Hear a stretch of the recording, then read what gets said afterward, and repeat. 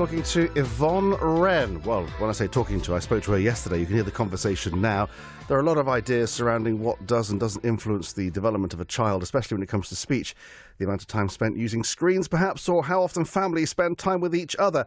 How can this affect a child's learning of language? So Yvonne Wren popped in yesterday. She's director of the Bristol Speech and Therapy Research Unit for North Bristol NHS Trust. She told me more. We know that most children do start school able to talk, and that's great. There are some children, a small proportion, who have diagnosed speech, language or communication disorders. Those children get some support from speech and language therapy and other services. But most children start school able to talk.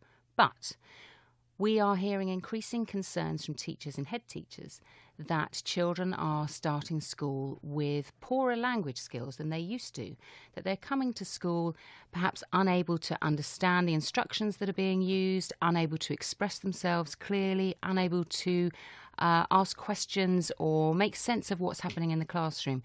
And this is a big concern. So why can't they communicate? What's the why are they having these speech issues and language issues? But the main issue tends to be that children's vocabulary levels may be lower, so they're using a less varied range of words. They're using simple sentence structures. They're perhaps using shorter sentences. So the problems tend to be around this, around their use of words and combining words in sentences, but also, critically, their ability to understand what's being said to them. And that's the really important thing in the classroom. But what's causing that? So there could be a number of things. The thing that people tend to focus on these days is very much around screen time. That is the big thing that we're seeing all the time. And certainly teachers express concern, parents express concern. Now, it might be that screens are important here. It might be that children's use of that is having an impact. But we're talking about very early language development in these children. We're talking about preschool, and we're actually in many cases talking about the under 2-year-olds. The issue of screen time might be relevant, but it might be more around how parents and carers are using screens. What's really important when children are learning to talk in their first year and 2 years of life is that we as parents and carers respond to things that they're interested in. If a child makes a noise or a vocalisation or says a word and they're looking at something, then we need to respond and talk about that thing that they're looking at. But if we're actually looking at a screen, if we're sending a text message or putting something on Facebook or whatever, we're not necessarily going to notice what they're interested in. So the issue around screens, I think, is sometimes confused. It might be more about how parents are using screens. But that's not the whole story. There are other factors as well. So if we can think about how we live as families today, there are lots of ways in which we live our lives day to day, which has changed in comparison to previous years. So how much do we as families sit round tables and eat together? That used to be a really good opportunity to talk as a family. That's changed for many families. There's something as innocent as central heating. Now, you don't tend to think about central heating as being connected with language development at all. But if you think about many years ago, and I remember my grandparents' house, we'd go there and they didn't have central heating. They just had one fire. Yeah, so we would all gather around that fire and there would be lots of chat, lots of talk. So small children were exposed to lots of language, lots of interaction. These days, with central heating, with screens in every room, so we don't gather around the television either, possibly there's less exposure to language learning for young children. Is it a case that the poor, humble screen is just getting it in the neck? I think it could be part of the story.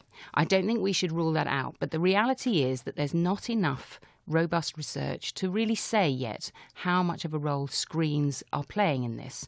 They may well be playing a part, but it's too early to say, and we shouldn't be too over-enthusiastic about the role of screens. It could be that screens are having a big benefit as well. My children, when we sit around the table and eat at dinner time, they'll quite often show us something on YouTube that we then all talk about. So it provides opportunities to talk as well as getting in the way. Because it sounds like there's a lot more social aspects to do with this apart from screen time. I suppose it's just the way in which we lead our modern lives that actually we neglect that communicative time. I think you're absolutely right there. The important thing about children learning to talk, children learning language, is that they interact with people. And of course, the people they generally have the most opportunity to interact with are parents. So we as parents need to be mindful of giving children the opportunity to talk with us, making opportunities for interaction from day one, from the moment they're born and arguably even before that. But responding to babies' first sounds and gurgles right the way through to when they're talking about what happened at school, being responsive. Because the research from the Royal College of Paediatrics and Child Health, which I know is not necessarily what you're here to talk about, suggesting that time in front of the screen is not as toxic to health as it's been claimed. You know, so there's a lot of, you talk about robust research, but there's a lot of research going on.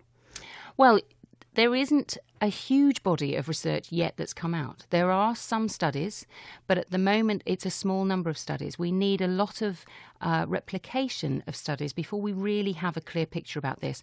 And because in research terms, screens haven't been around in this kind of version of smartphones and tablets for that long, we really haven't had the time to gather the evidence yet. It's still a very unclear picture. So where does it start? At the home, in the classroom? It definitely starts in the home from day one. The National Literacy Trust some years ago had a public health campaign called Talk to Your Baby, and that is still hugely relevant today. We want to get the message out to parents and to carers of babies and young children. Talk to your baby, talk to your child. Try not to let the screen stop you interacting with your baby. Because the thing is, I mentioned teachers. I mean, they have to communicate with children, and screens form an important part of life in schools. I mean, teachers use them now because that's the way forward. You won't see an old-fashioned blackboard. No, in a indeed. school anymore. Yeah, and the screens are not going to go away. So this is not about perceiving screens as the big baddie here. This is a public health message in much the same way as we talk about diet.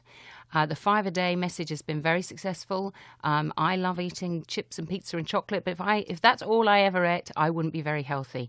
This is the same sort of message. Screens are not bad, it's how you use them. Make sure that you put them down sometimes and you interact with your child without a screen there. Use the screen positively. Are you fearful for the future, though, of the next generation? I appreciate the message you're coming out with, but sometimes it can take a generation to heed that message. Yep, I think that's a very good point. I'm not fearful, but I do think how we communicate might change. I sometimes reflect on what will happen in 50 to 100 years. Will we look back and notice that we don't make, or in the years gone by, people made eye contact and looked at each other when they talked. And in 100 years' time, perhaps we don't. Perhaps we look at our screens while we talk to other people. So I think communication styles may change.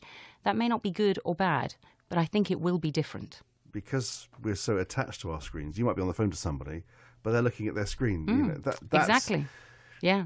I mean, I'm wondering whether that could train a generation to become good at multitasking. Well, these are the things. I mean, I think how we communicate is changing all the time. We're obviously communicating in that electronic sense far more. What we're focusing on here is communication with young babies, but I think that also will change. I think the really important thing is that we need to monitor whether it's having a negative impact. Should parents, teachers, and maybe even business? I mean, because of course, if you breed a generation that can't communicate, how are we going to do business? I mean, it's the knock-on effects. So who's got to be concerned? I suppose all of us. I think you're right. And this is the irony, that communication skills were never more important. And yet the risk to the development of those very early communication skills are high because of the way we live our life today. Partly screens, partly other things as well. So yes, I think this is a responsibility for all of us. I think we do need business and the media and everybody to be on board with this so that we get that message out there, that talking to your baby, talking to young children is really, really important to get them the best start in life.